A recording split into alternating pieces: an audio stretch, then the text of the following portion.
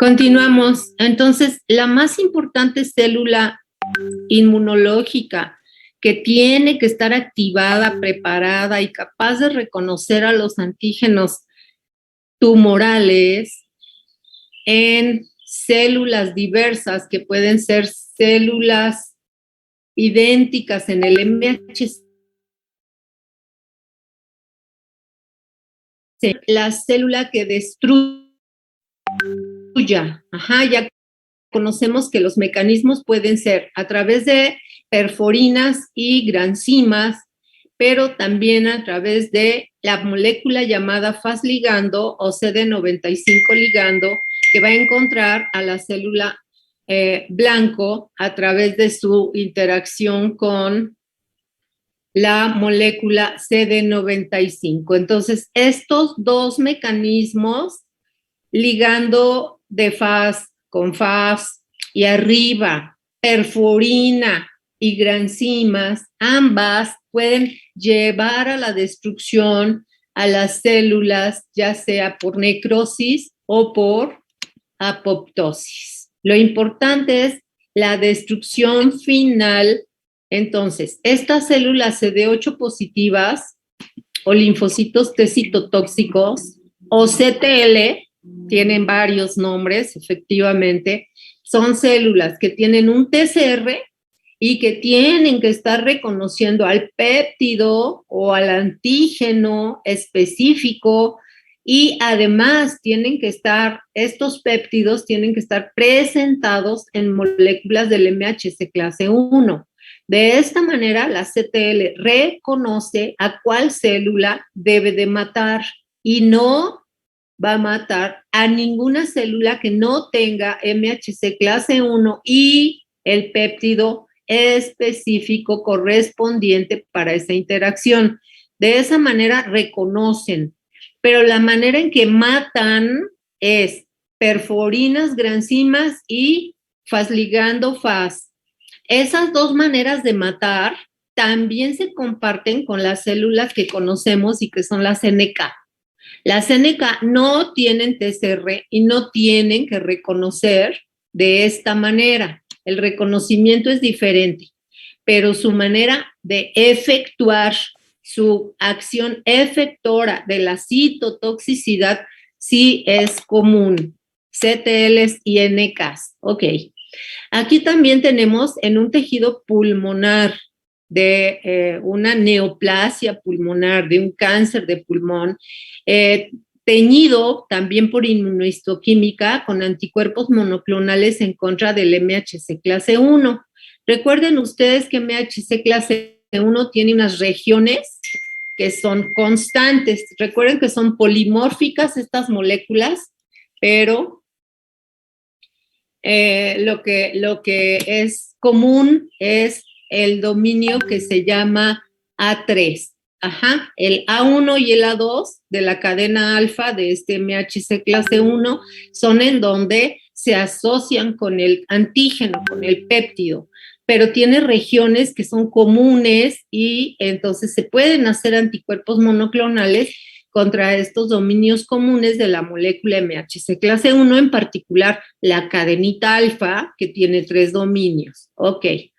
Entonces, bueno, antes de pasar, pues lo que se ve más café indica que en esos lugares hay células que están exhibiendo esos antígenos de histocompatibilidad. Y eso nos habla de una muy probable presentación de antígeno mediante estas moléculas MHC, en donde se encuentra que en el tejido pulmonar canceroso existe una mayor expresión de MHC clase 1 comparado con un tejido pulmonar sano.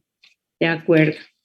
Bien, entre todas las análisis que se han podido hacer también con respecto a ratones, les presento cortes humanos para que confirmemos que sí, efectivamente, en células humanas también tenemos infiltración tanto en pulmón como en otros tipos de cáncer. Pero regresando a los ratones, recordamos que acabamos de ver a las células,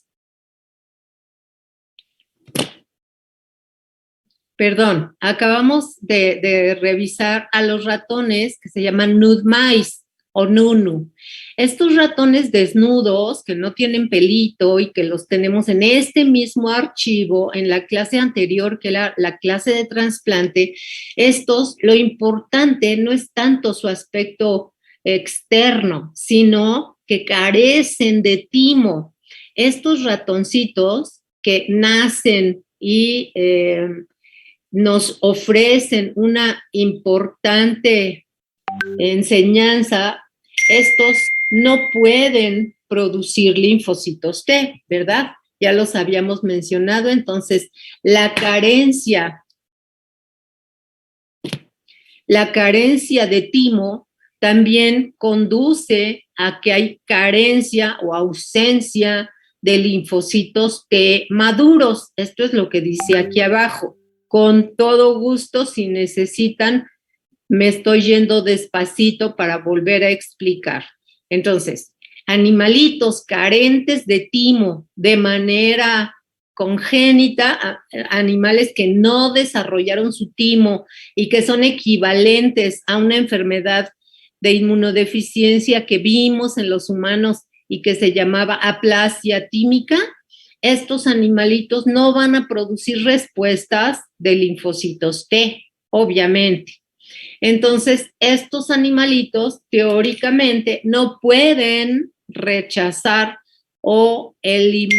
rechazar injertos, pero tampoco van a poder eliminar a estas células tumorales, no las van a poder destruir. Bien, estos ratoncitos esperaríamos que por no poder matar a las células tumorales, pues tengan mayor cantidad de neoplasias, ¿verdad? Entonces, si me están siguiendo, la realidad es que fue una gran sorpresa cuando se descubrió que estos animalitos nunu, los animales desnudos, los ratones nudes, no desarrollan un mayor número de neoplasias con respecto a sus progenitores normales. ¿Eso qué quiere decir? Ratones de la misma cepa de donde deriva esta mutación nunu, que sí tienen pelito y que sí tienen timo. Pues ambos producen iguales cantidades de neoplasias espontáneas. Estos ratoncitos no producen mayor número de esas neoplasias.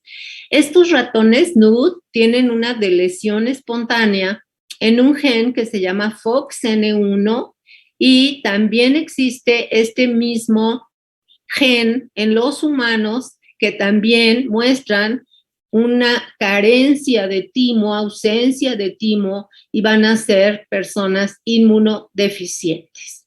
De alguna manera, este gen que se llama FOXN1 se puede también producir a propósito en ratones, es decir, hacer knockout del gen llamado FOXN1, y de esa manera, al eliminar este gen, ese ratón que ya va a estar noqueado en ese gen, va a mostrar un fenotipo nude. Aunque el ratoncito haya nacido normal y completo, se le puede noquear este gene, ¿ok? Las hembras nude era difícil que pudieran perpetuarse estos ratoncitos porque tienen sus glándulas mamarias subdesarrolladas y no pueden criar de manera eficaz a sus hijos. Por lo tanto, estos nuevos animalitos tienen que ser criados, alimentados por hembras heterocigotas, es decir, que tengan el gen NUD positivo o mayúscula, ¿de acuerdo? Entonces, con respecto a esos ratoncitos, la sorpresa es que parece que se pueden defender muy bien, aunque no tengan linfocitos T. Pero aquí tenemos otra cepa de ratones que se llaman ratones beige, de color beige, son cafecitos claros.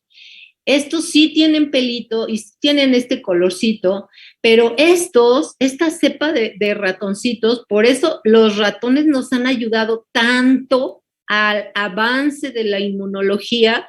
Por eso no podemos ignorar la necesidad de la investigación con animales, pero son animales especiales porque son animales de laboratorio, no son de los que existen ahí en las casas o en las cocinas o en las coladeras o en los drenajes. Son ratones especiales de laboratorio. Estos ratones que se llaman beige y que fenotípicamente son de ese color, tienen sí una mayor incidencia de neoplasias y tienen un defecto funcional tanto en granulocitos como en macrófagos, pero lo más importante que está resaltado es que tienen deficiencia en células NK. Esto nos está hablando de que entonces las células NK están jugando un papel súper importante en la defensa antitumoral. Por lo tanto, estos son un equivalente a la inmunodeficiencia de los humanos que se conoce como enfermedad de Chediak-Higash, ¿ok? Entonces, vamos con las células NK. Los ratoncitos beige nos enseñaron que no tienen células NK y que no pueden sobrevivir a neoplasias, no tienen defensa antineoplásica, aunque tengan linfocitos T normales, ¿ok? Entonces son modelos murinos, modelos de ratones con ciertos genes ausentes que nos están ayudando a entender el mecanismo de la respuesta inmune en contra del cáncer. Y aquí entonces recordamos a nuestras células NK cómo pueden tener un receptor inhibitorio y un receptor activador. Inhibitorio en rojo, activador en verde. En realidad, no solamente tienen uno y uno. Recuerden ustedes que las células NK tienen varios tipos de receptores activadores y a su vez también varios tipos de receptores inhibitorios y que el balance entre activarse o inhibirse es lo que va a dar lugar a que esta célula NK dispare sus efectos, que son la exocitosis de estos gránulos que están altos en estas proteínas llamadas perforina y granzima. Si la señal es de que se active la célula NK, entonces se liberarán perforinas y granzimas que darán lugar a la apoptosis de estas células tumorales, aquí pintadas en color azul, ¿ok? Y muchas de estas proteínas van a marcar caminos de muerte que pueden ser dependientes o independientes de caspasas. La caspasa es aquella enzima que está participando en el ciclo de la apoptosis. La caspasa son varias, hay caspasa 1, 2, 3, 8, 7, varias, que van a estar marcando caminos para llevar a la célula a su suicidio. La apoptosis finalmente es como el suicidio celular. Entonces va a cambiar las vías de proliferación de una célula tumoral y las va a llevar a que mueran. Es la célula más efectiva en permitir la muerte de una célula tumoral. Aunque la célula T citotóxica también lo puede hacer, aparentemente es minoritaria porque tiene que ser muy específica. Por lo tanto, la NK es la que tiene mayor importancia, mayor papel en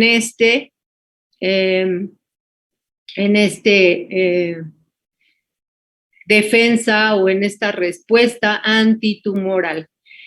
Pasamos a otro marco de ideas que tiene que ver con la activación de los linfocitos. Esto lo vimos en el laboratorio. ¿Y para qué lo vimos? Bueno, pues para darle un uso, para incorporarlo a la evaluación de la respuesta de un personaje que en un momento dado pueda estar sufriendo una neoplasia.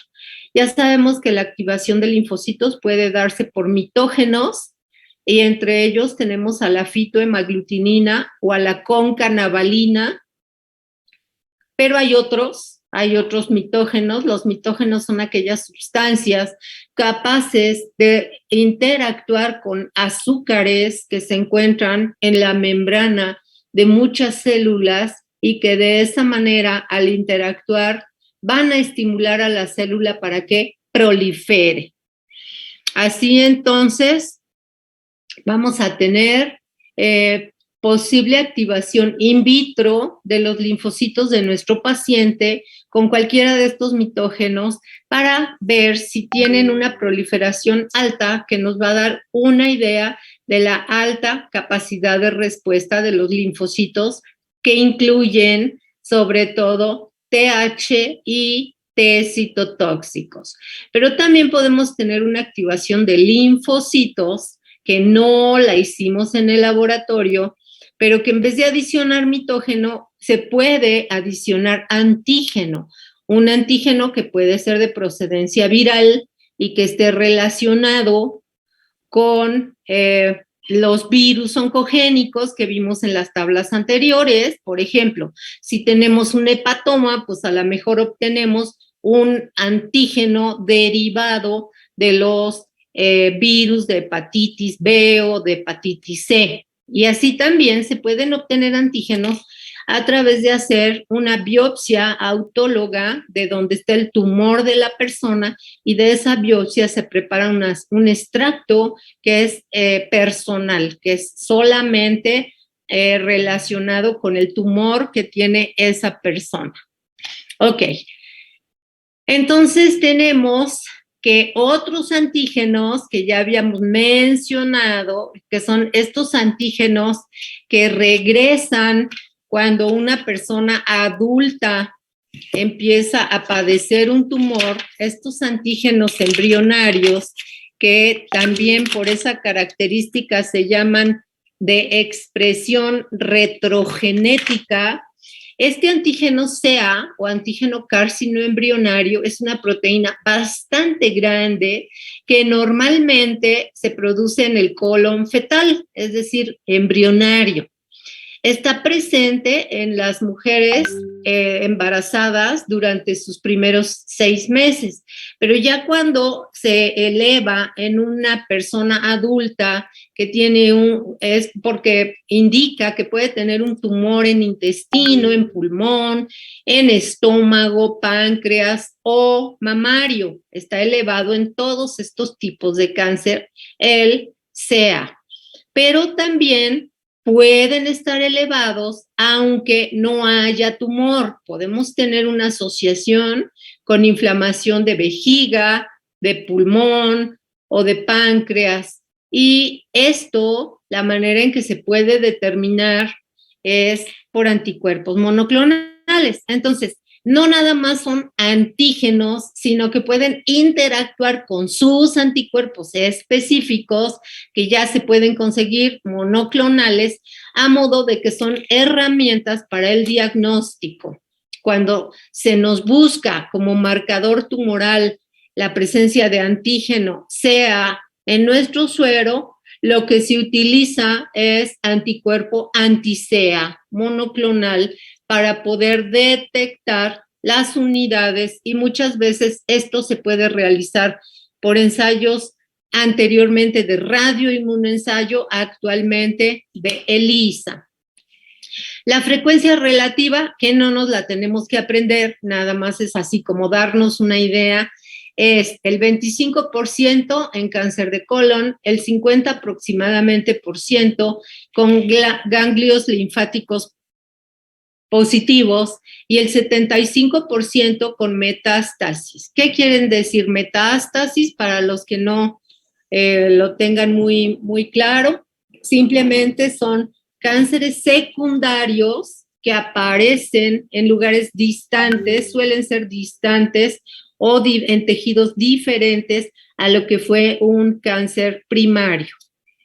Aparecen en sitios a veces distantes, a veces no tan distantes, pero por lo menos en los ganglios linfáticos cercanos. Este antígeno carcinoembrionario les ha servido a los médicos, a los oncólogos, para poder monitorear si en un momento dado un paciente tiene una metástasis. Entonces, precisamente en esta grafiquita podemos ver hasta abajo donde dice 0.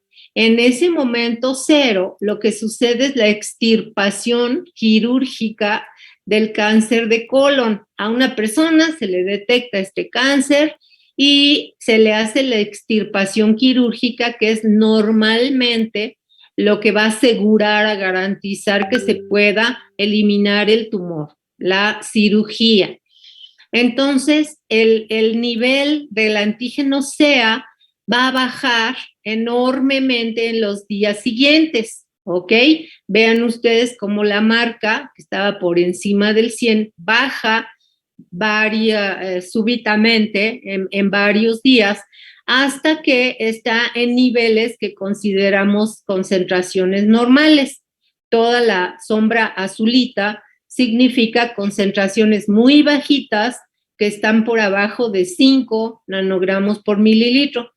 ¿Qué sucede si en el día 100 monitoreamos? Sigue por abajo, está perfecto. ¿Qué sucede si en el día 350 empezamos a monitorear? Empezamos a encontrar que ya subió por encima de los niveles adecuados este marcador tumoral y vamos a empezar a encontrar elevación en el CEA, aquí muy gráfica, a los 400 días después de su extirpación quirúrgica, y de esa manera esto nos ayuda a detectar la metástasis, que a veces puede ser en el hígado. En este caso tenemos un ejemplo en el ROIT también de una metástasis hepática que se puede monitorear o monitorizar a través del uso de este marcador tumoral. Bien, y también seguimos con el CA en un paciente que tiene carcinoma de colon, pero que después le aparecieron metástasis pulmonares y hepáticas después de semanas o meses, y por medio de la radiografía de tórax se hace lo que se llama una inmunogamografía tomográfica, que significa también el uso de anticuerpos anti-CA, pero marcados con yodo 131. Entonces, al ingerir un marcador de contraste, un marcador radiactivo, se van a iluminar aquellas células con yodo radiactivo, aquellas células en donde está el CA detectado por los anticuerpos anti-CA. Entonces, también estos anticuerpos nos sirven para rastrear y poder monitorizar los sitios en donde están apareciendo metástasis. Bien, otra vez, otro antígeno de cáncer, pero ahora el CA125. También hay una prueba especial que nos detecta el CA125, y este es muy, muy correlacionado, aunque no exclusivo, pero muy probable que se trate de células de cáncer ovárico. Y donde el tumor lo más probable es que se encuentre alojado en los ovarios, y vean ustedes el tipo de tumor que puede crecer en ese sitio, que por cierto a veces alcanza tamaños impresionantes, así muy, muy notorios, muy grandes. Pero esos no son los únicos marcadores tumorales. Aparte de la alfa-fetoproteína y el antígeno carcinoembrionario, podemos tener el CA15.3, el CA19.9, o la búsqueda de los mismos virus que se llaman de Epstein-Barr. Así, bueno, la HCG, que ya la conocen ustedes, la gonadotropina coriónica humana, y así también podemos entonces rastrear diferentes órganos para poder hacer la búsqueda de estos tumores. Entonces, los anticuerpos monoclonales en contra de los antígenos tumorales también son herramientas para poder identificar, localizar y rastrear después de cirugías la aparición de metástasis. En esta parte de la clase vamos a comenzar a hablar un poquito de los genes involucrados. En realidad, hay dos grandes familias de genes que tienen que ver con la aparición de cáncer o tumor en cualquier célula al azar. Unos se van a llamar protoncogenes, y eso quiere decir que van a propiciar o a promover la aparición de oncogenes. Entonces, todas nuestras células, todos nosotros en todas nuestras células tenemos genes normales que se llaman protoncogenes y todos ellos codifican a proteínas que tienen un importante papel en la biología celular, como pueden ser hormonas, factores de crecimiento, receptores de membrana, proteínas G, proteínas sinasas, proteínas reguladoras, etcétera, ¿no? Todos esos genes tienen un buen papel, pero ¿qué pasa si de repente ese gene se transforma en oncogen? El protoncogen es normal, el oncogen ya quiere decir que sufrió una mutación en donde va a haber una expresión inapropiada y esa expresión va a promover el desarrollo del cáncer. Entonces, mientras tengamos protoncogenes, estamos bien. Cuando alguno de ellos ya se transformó en oncogen, quiere decir que ya tenemos una transformación con una mutación que nos puede llevar a cáncer, pero esos no son los únicos genes que tenemos. Normalmente los protoncogenes los tenemos en todas las células, están inactivos, y cuando se expresa alguno de estos, podemos hacer o ver que la célula se vuelve cancerosa. Normalmente son genes que tienen que ver con promover la división celular. Bien. Aquí tenemos un protocogene que se volvió oncogene cuando le dio la luz ultravioleta, cuando le llegó un agente químico cancerígeno. Entonces ahí tenemos cómo se transforma y se forma en oncogene, lo cual le va a dar a la célula una alta probabilidad de transformarse en un fenotipo canceroso. Esta diapo está en inglés, pero está súper fácil de captar. Entonces, tenemos otra familia de genes, otro grupo de genes simultáneamente, también en nuestras células normales, genes que se llaman supresores de tumor. Entonces, aunque hayamos tenido que un protoncogene se ha transformado en oncogene, eso todavía se puede controlar por esta segunda familia de genes que se llaman supresores. Bueno, en realidad no es otra familia, simplemente son grupos de genes diferentes. Y arriba tenemos como una célula normal a la cual se le quita o se inactivan estos genes supresores de tumor, sí se va a volver canceroso, ¿ok? Se pone verde y fea, ¿ok? Bueno, esto quiere decir que ya la célula tiene genes dañados, los genes que regularían o suprimirían a los tumores ya no están funcionando y esto va a producir o permitir que tengamos un daño en los genes, pero arriba teníamos aquellos genes normales que son capaces de prevenir cáncer. Entonces, si esta célula normal todavía tiene protoncogenes que no se han transformado en oncogenes y lo único que le eliminamos son los genes supresores de tumor, ahí probablemente tengamos una balanza también entre cuáles se van a estar manifestando y cuáles van a expresar sus mutaciones. Estos genes supresores de tumor o antioncogenes, que también todos los tenemos en todas nuestras células, también son genes normales que van a codificar a proteínas controladoras del crecimiento y de la división celular. El perder este tipo de proteínas codificadas por esos antioncogenes significa que la célula puede crecer descontroladamente y dividirse formando un tumor, ¿ok? Entonces, todo esto ya se sabe de genética y todos estos genes y antioncogenes van a tener que estar en un equilibrio a modo de que no se produzcan nuevas proteínas tumorales. Aquí tenemos una listita de algunos de los más estudiados y de los más conocidos actualmente. Entre los protoncogenes tenemos a una proteína codificada por el gen RAS, que se encuentra, por ejemplo, expresado en cáncer de vejiga, de pulmón, de colon, de páncreas, de riñón.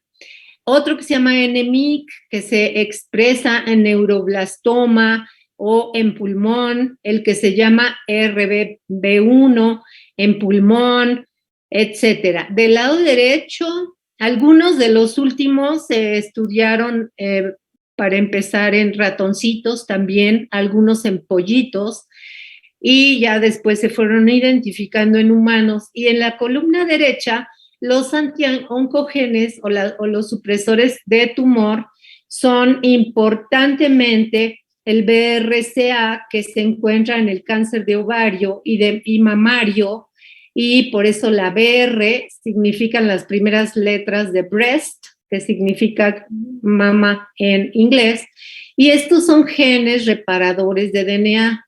Entonces, una persona que tiene expresados estos genes en sus células de su tumor de ovario o de mama, significa que tiene mayor probabilidad de curar. Ajá. A pesar de eso, también se hacen medicamentos en contra de esos antígenos porque son exclusivos de esos tumores. También tenemos la famosísima P53. Si leen ustedes más abajo, la mayoría de los cánceres expresa esta proteína de 53,000 daltones, y es una conocidísima proteína supresora de tumores. También es importante la RB de retinoblastoma, de osteosarcoma, etc.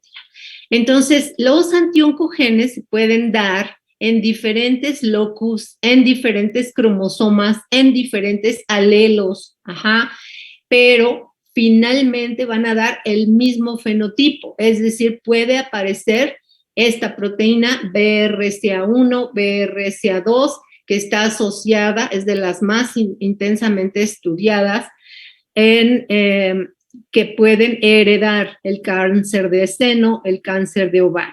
Estos genes se los pueden buscar en su genética. Algunas importantes actrices famosas que tengan muchísimo dinero y de esa manera pueden hacer cirugías antes de que les aparezca el tumor. El gen P53 también es muy importante, se considera el guardián del genoma. Es un gen que va a codificar a proteínas que van a disminuir al ciclo celular y van a favorecer o a elevar o a promover a la apoptosis. Y de esta manera, a través de la actividad de sus caspasas, va a poder regular a otros genes a modo de que tengamos la muerte directa de la célula que sería o que se estaba convirtiendo en una célula tumoral. Aquí entonces hablamos de una proteína normal, P53, y de una proteína mutada. Cuando esa proteína o ese antioncogene tiene una mutación en su DNA, por un daño en su DNA, por ejemplo, por hipoxia, vamos a tener la deleción de una proteína que no va a poder continuar un ciclo celular regular y va a generar una mayor cantidad de transformaciones, y esas células que se convierten en cancerosas van a perder la inhibición por contacto, van a ser invasivas, van a continuar dividiéndose de manera descontrolada, mientras que del lado izquierdo el gen normal P53 hace que se produzca un ciclo celular que va a su vez también a inducir a la muerte celular programada, y de esta manera, cuando hay células exageradamente proliferando, las va a rescatar a través de la apoptosis, ¿ok? Bueno, esa fue una pequeña dosis de los genes que todavía están en intensísimo estudio a nivel de la genética. Ven ustedes, hay varias familias de genes supresores de tumor o antioncogenes y también de protooncogenes.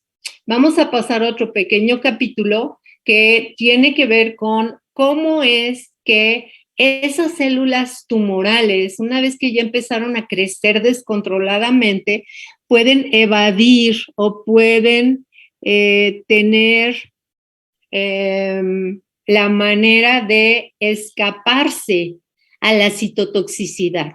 ¿Cómo es que siguen, crece y crece y crece y la respuesta inmune no les hace nada? Eso se llama escape de la vigilancia inmunológica. Si recuerdan ustedes, la vigilancia inmunológica es aquel mecanismo o aquellos mecanismos que están trabajando continuamente minuto a minuto dentro de el cuerpo humano y que están detectando tumores, detectando nuevas formaciones a modo de eliminarlas cuando son incipientes. Pero ¿qué pasa cuando una persona ya tiene un tumor de cierto tamaño? Quiere decir que ese tumor se escapó de la vigilancia inmunológica que tenía que haber eliminado la formación o la generación de esos nuevas masas tumorales, ¿ok? Entonces, los tumores tienen muchas maneras para evadir o eludir la respuesta inmunológica del huésped. Y aquí solamente están algunas de esas maneras, porque esos antígenos tumorales no sean inmunogénicos. Por ausencia de inmunogenicidad, podemos tener que los antígenos no alcanzan a tener esa característica de ser generadores de respuesta inmune. No son antigénicos, pero también puede deberse a que sus células presentadoras tengan muy poca eficacia como células presentadoras de antígeno. Bien, otra razón es la anergia en los linfocitos infiltrantes. Ya vimos nosotros cómo tanto los linfocitos TH como los linfocitos TSD8 o citotóxicos podían estar infiltrando los tumores como el tumor mamario, como el tumor pulmonar. Sin embargo, anergia significa que aunque estén ahí adentro, o sea, llegaron, se metieron, pero anergia significa no funcionan, no tienen función, no responden, simplemente están presentes, pero hagan de cuenta que están así como de adorno, más o menos. Y eso a pesar de que están vivas estas células. Estos linfocitos infiltrantes puede deberse a que no responden porque no tienen estas moléculas de coestimulación como el B7